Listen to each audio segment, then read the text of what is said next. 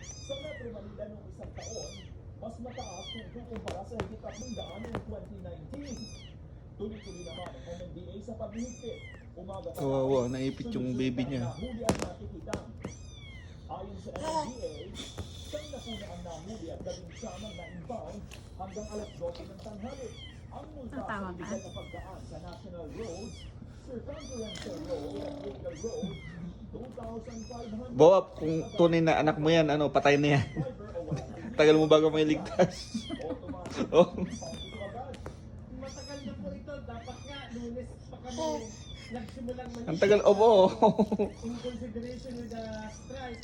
Kaya pinagpaliban muna namin. Hindi naman kami nagkulang sa abiso at sa public information dissemination. So, hindi Tagal mo bago may ligtas, Bawa. Hindi nila alam. Sa dami ng mga nahuli, Humingi ka na ng tulong. mga